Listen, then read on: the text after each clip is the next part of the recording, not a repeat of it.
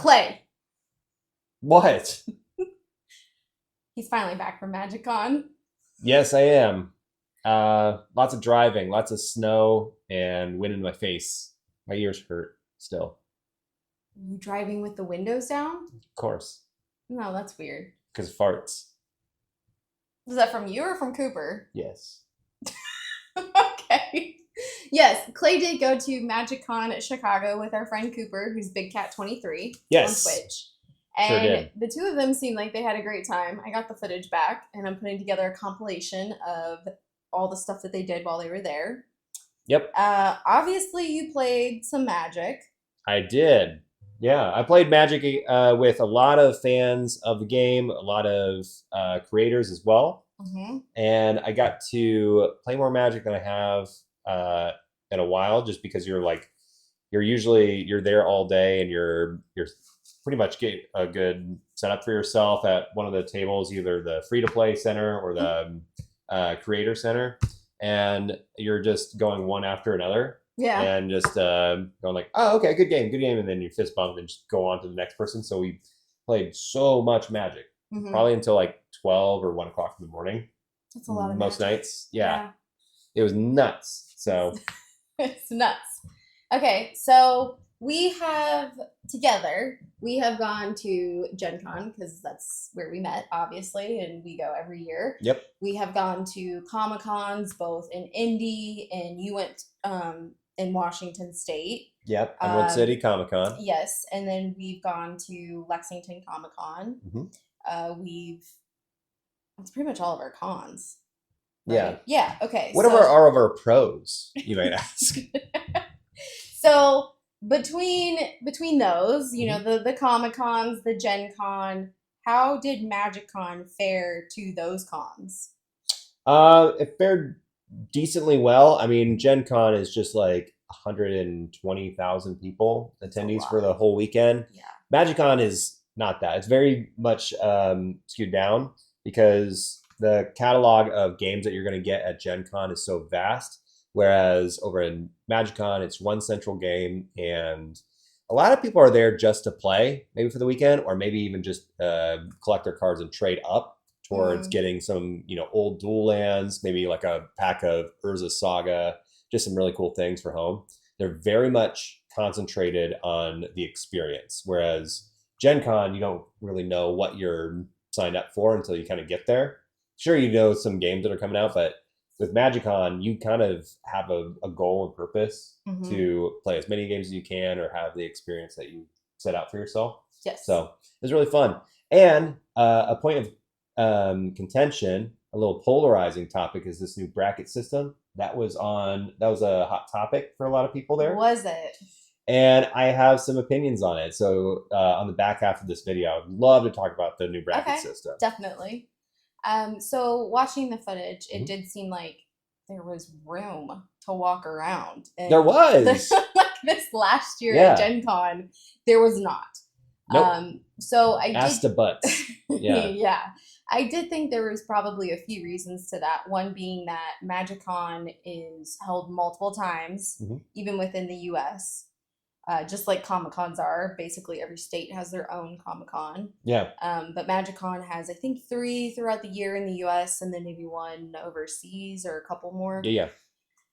So I figured that was part of it. And then, like you said, it's truly just Magic. However, I did notice that this year they were heavily pushing Dungeons and Dragons as well. And there was a lot of, like, when you were doing floor videoing, there was a lot of, like, come learn how to play D&D. Like, what is Dungeons and Dragons? Like, signs in the background about it. Yeah. So I'm wondering if there's, like, if they're just adding in that more because they know there's such a good crossover between them, or is it more because they're losing attendees for MagicCon, and so they're like, hey, we gotta get more people involved. I wasn't sure. Like, is this a good thing, or not that it's a bad thing, but what are their intentions behind it? Well, Wizards of the Coast, famously known for both Dungeons and Dragons and Magic the Gathering. I think with Dungeons and Dragons, it was also to celebrate its 50th anniversary. So 1974, when the game first got published, Gary Gygax and the game was being celebrated there to commemorate all 50 years. Um, and I think there's a lot of crossover to be had with a lot of its game developers, a lot of the people developing the story of both Magic and trying to get people reinvested back into the actual Magic lore, not just the universes beyond stuff. Mm-hmm. So you have some similar writers there. People, when you hire a writer, what do you call them? Like um, shoot, a project, the head of the project for a certain set, Mm-hmm. you usually get a fan of that set. So you have a lot of fans of Dungeons and Dragons writing specific cards for Magic the Gathering. Yeah, that makes sense. So I think that's cool. They also use a lot of the similar artists. So Tyler Jacobson, one of my favorite artists, did Tiamat, did Dris Jordan, a lot of really cool cards like Savala. He was there. I got to say hi to him, and it's kind of crazy to imagine how many 5th edition books that he did the complete front and back cover for. So the 5th edition player's handbook, you had the monster manual, the dungeons guide. He even did the new edition, the 2024 handbook. Mm-hmm. So it was so cool to get to meet him and talk about, you know, his version of Tiamat versus his buddies that was working on one at the same time. And they're like, oh, we're jealous of each other's. So yeah, you're going to see like a lot of Dungeons and Dragons fans. And I've said it multiple times for the channel, and that's why we're kind of growing more into Dungeons and Dragons as well, is that when you're a fan of one, you might as well be a fan of the other. There's a lot of similarities, a lot of things to like in the other hobby. To be fair, we played Dungeons and Dragons well before we met. Mm-hmm. You and I had been playing for years before then. Yeah. And then I've played quite a bit of other RPGs as well too. Tabletop RPGs.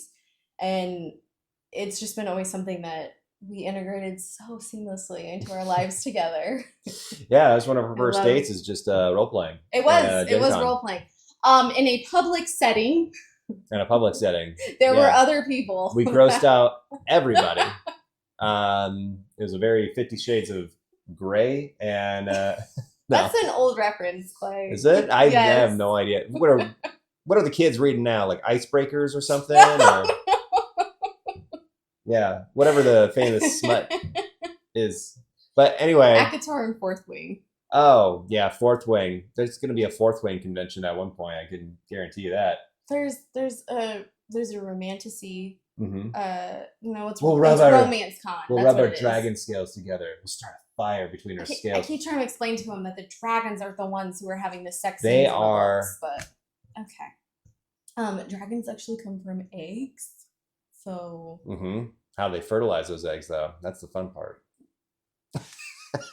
Okay, that's not what this video is. Okay, but anyway, so yeah, it was a lot of fun because also the Dungeons and Dragons was being shown on the Mana stage as well. So you had all the voice actors from Baldur's Gate do a one shot on the Mana stage. You got to see them play Dungeons and Dragons. I think even they were playing their characters from Baldur's Gate, so you'd be able to see Karlach and Astarion all on stage. So that was fun. And at the same time, like other nights, you get to see Commander at Home or game nights, which was also very fun. I got to see the game nights one. Yes, I liked that footage. That was fun to watch. Yes. Okay, so would you go again?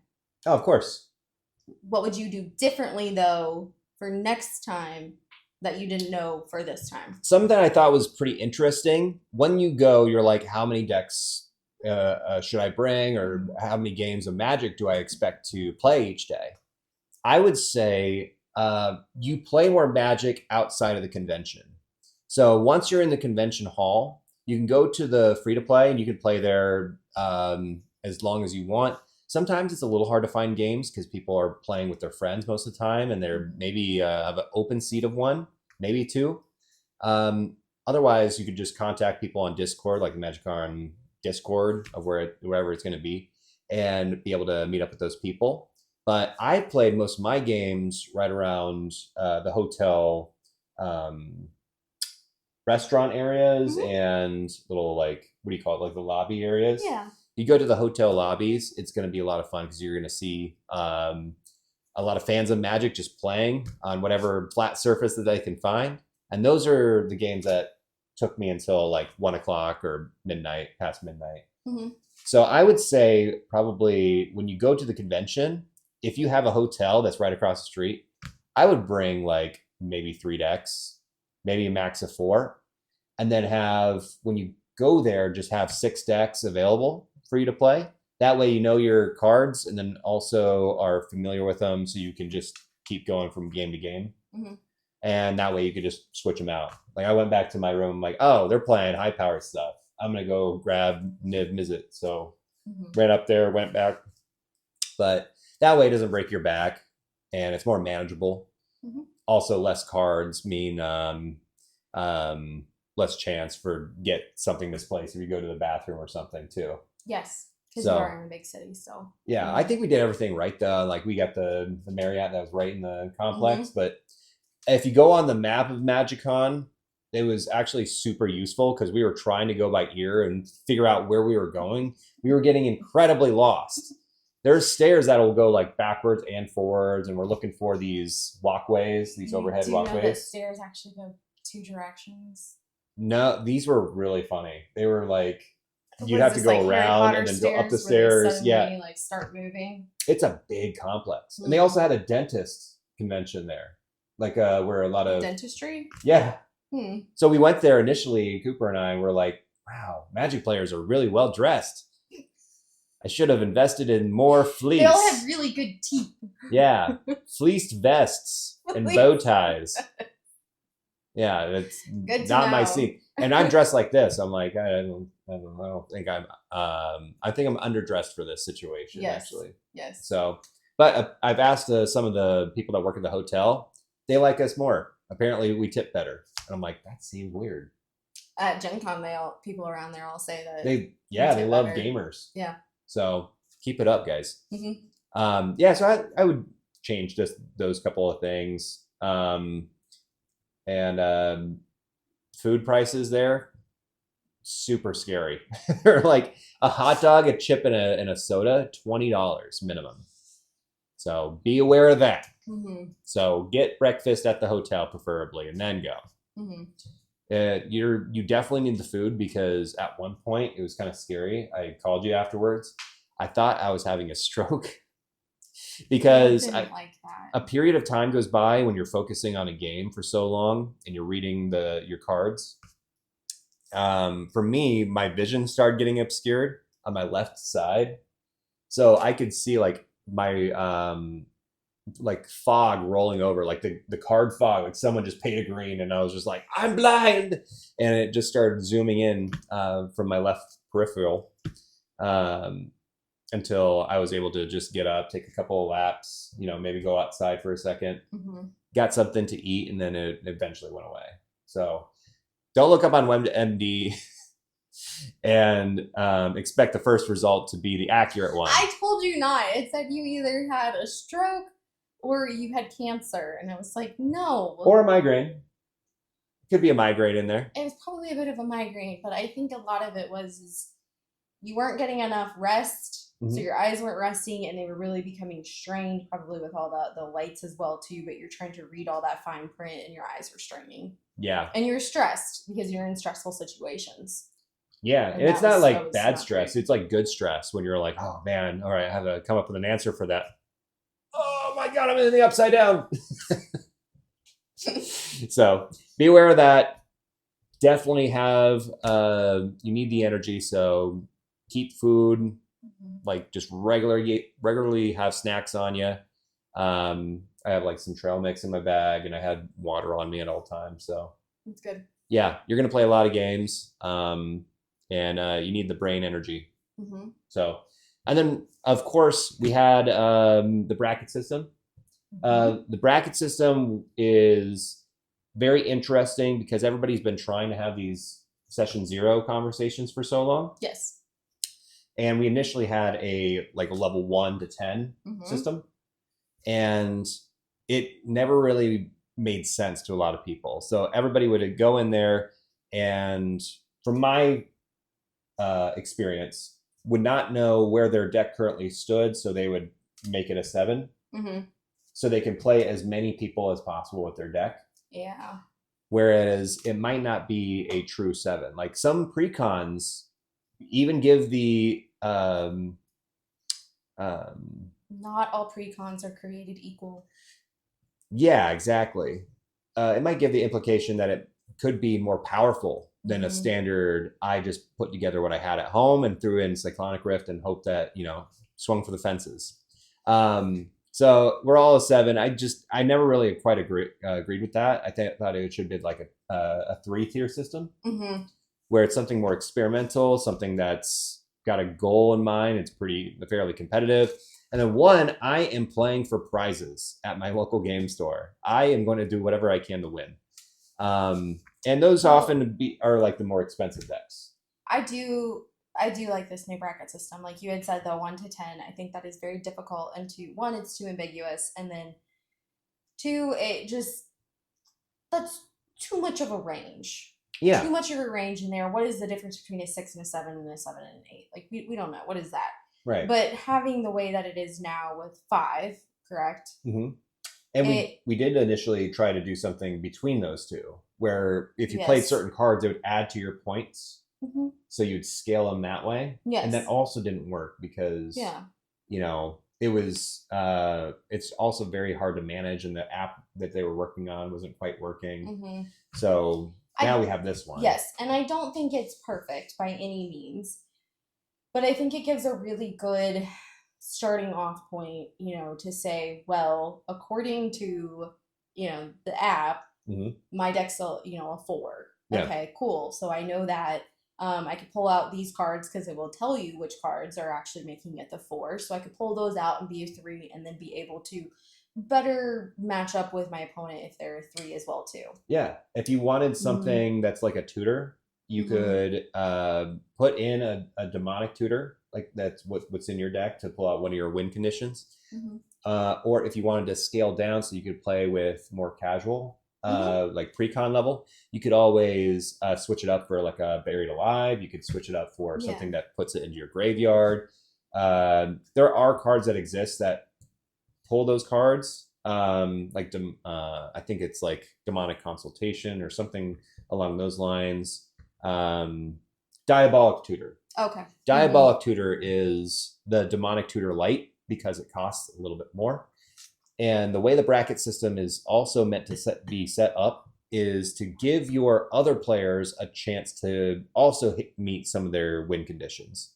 So if you're playing at a level 3, there are no 2 or 3 card infinite combos until at least like turn 5 or 6. Early on, you should be playing in a tier 4 because you're playing to win kind of early. And if people don't have a direct answer or counterspell to what you're trying to achieve, then you just win. And it's not what the 3 is meant to do. So I wanted to kind of explain my thoughts, like the pros and cons of it. Yeah. And see what your thoughts on it are. Okay. Come at me. So we have level 1.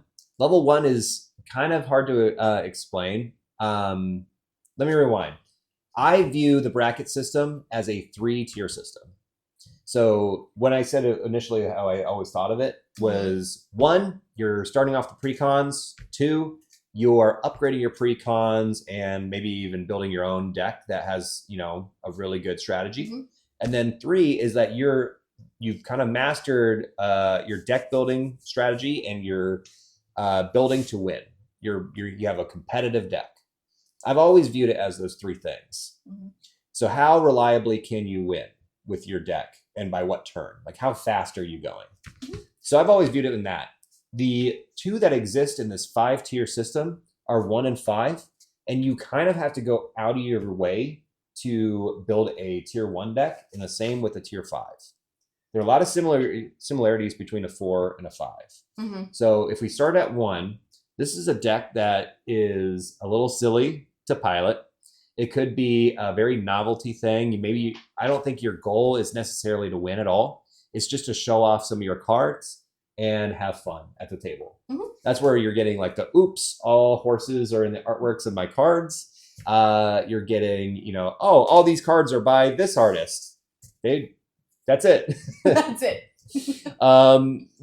Just some kind of niche thing or like a really obscure and way to win the game.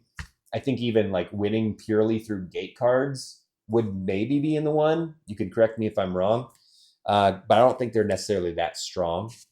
If that's your whole strategy, so that's your tier one. Mm-hmm.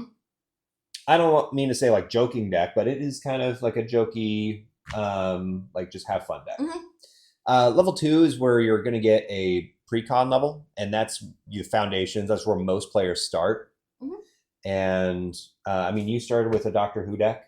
I think that was also very of like a complex deck, being the 10th Doctor timey-wimey, Mm-hmm. where you're putting a lot of things in suspend Mm-hmm. with time counters on them. But either way, you're doing so many things, and the deck wants to have like 8 different strategies. It did. It had a lot of strategies in that. I would not recommend starting with any of the Doctor Who decks. Right. As pre-cons.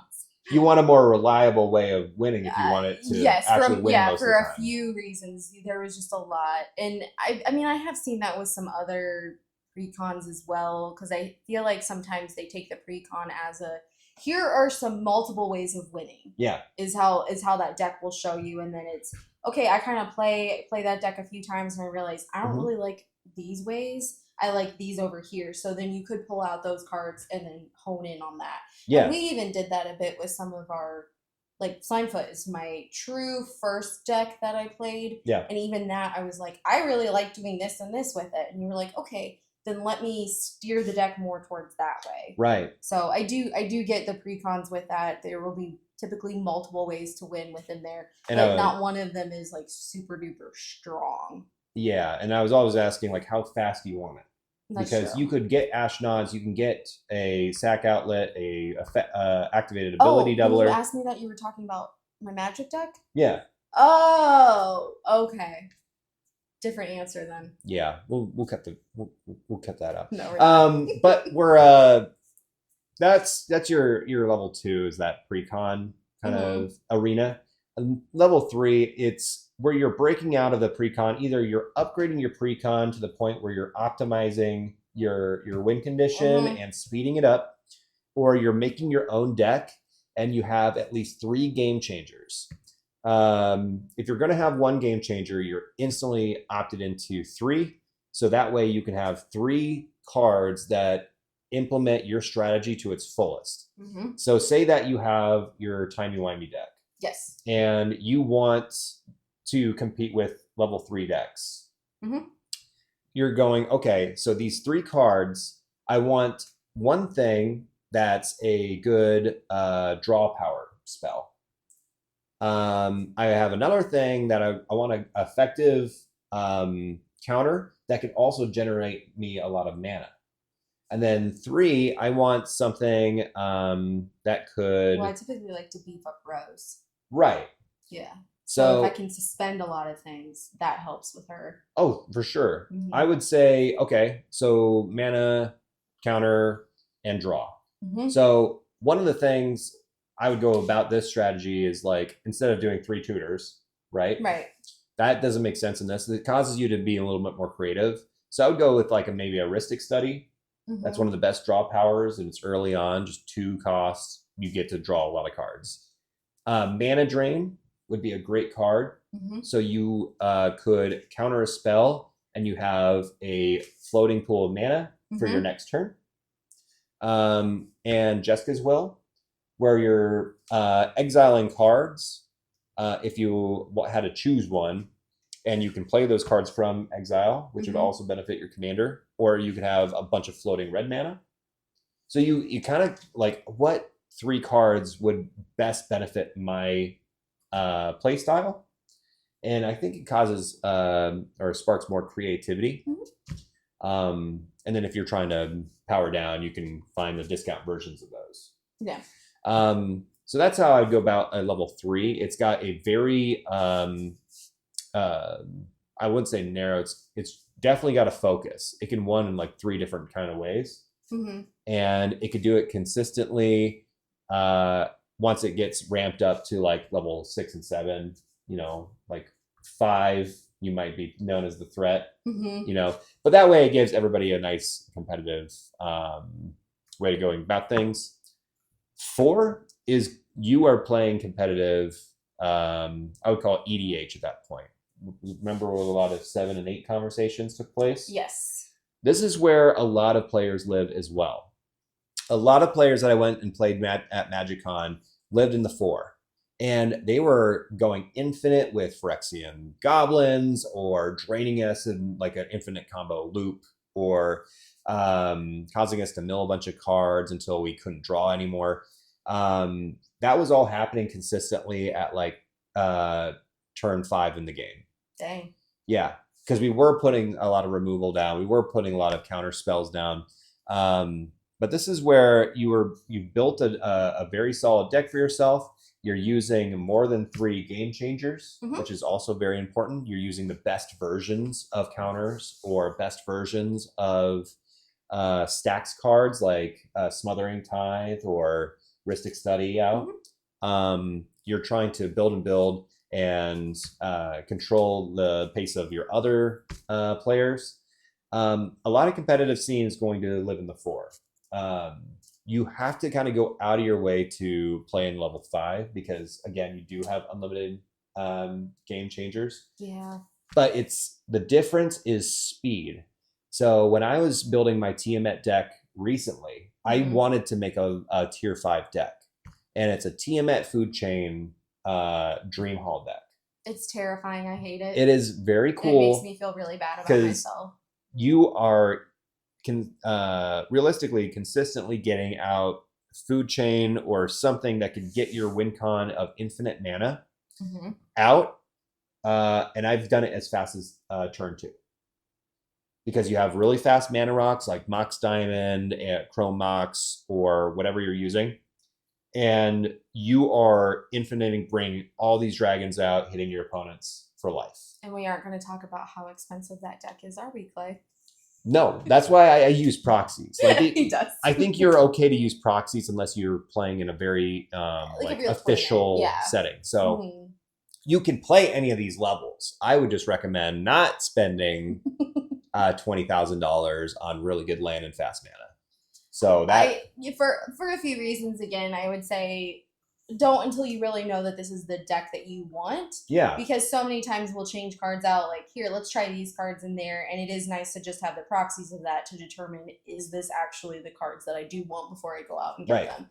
And then it could be like a fun piece that we do go get for a special occasion. Or it's like, I actually want it to be this special version of it. Yeah. And we go get that, like a few of the Lord of the Rings special lands I wanted to get. So I don't think you necessarily, I'm fine with proxies. We've always been at an at-home setting. We obviously are. And then just be honest with people if you are at MagicCon. But I would say in general, it's probably fine unless you're playing to win something. Right.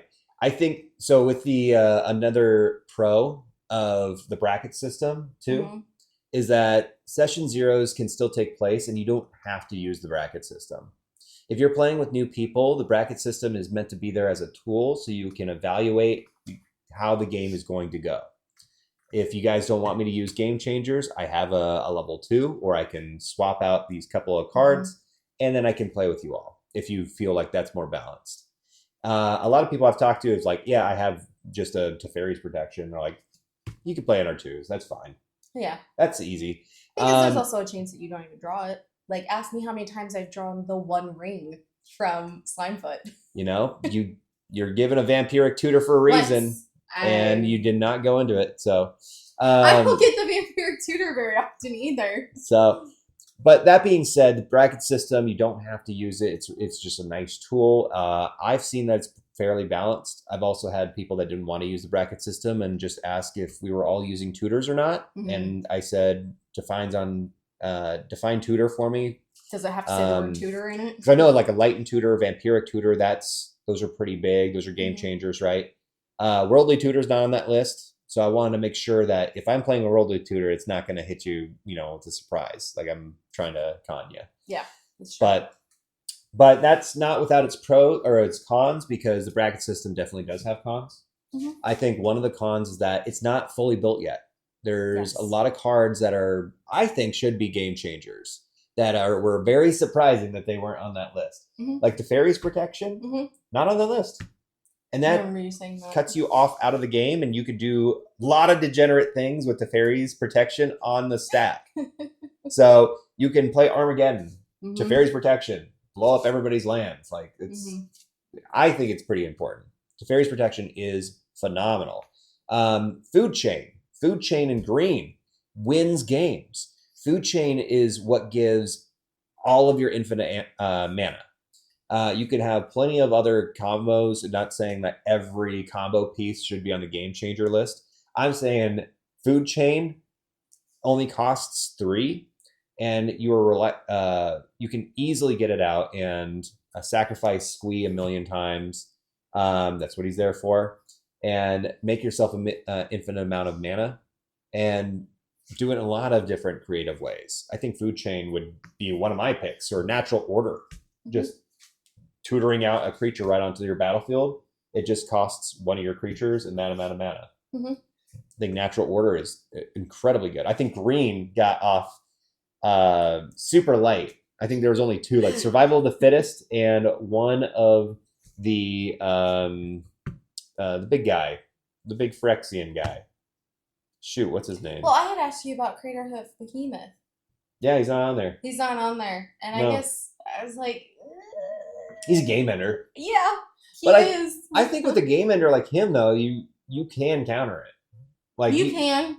You have to look at the board state and see that they're playing green, have like 10 creatures out, and you have to think to yourself, they might have one.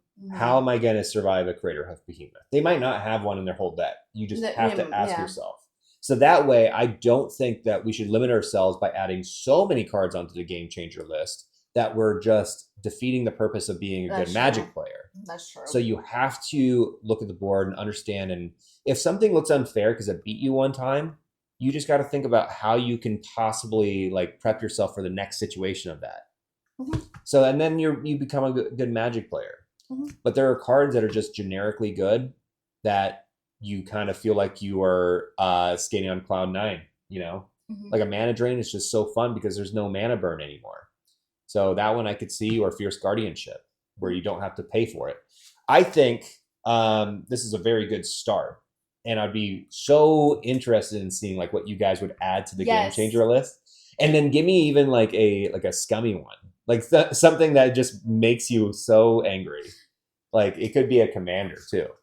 So no, I like that. Make sure you leave those comments. Yeah. I'm sure you could think of a couple off the top of your head too. Yeah, I could. So what I'm hearing and what I feel is I like the bracket system. It's never going to be perfect. There's always going to be faults with it because there always is with everything. Yeah. It's also created by humans, and humans have faults. You know my opinions on humans. But overall, if you want to use it, great. If you don't, great. Then don't. You don't have to. No one's forcing you to. Yeah. So just play what you want, but it does give you a rough idea of what everybody else is playing. Yeah. So any other tidbits or notes you want to leave? No, we were able to get some cool cards while we were there. A lot of trading goes on along with like the shops that the businesses that set up in MagicCon.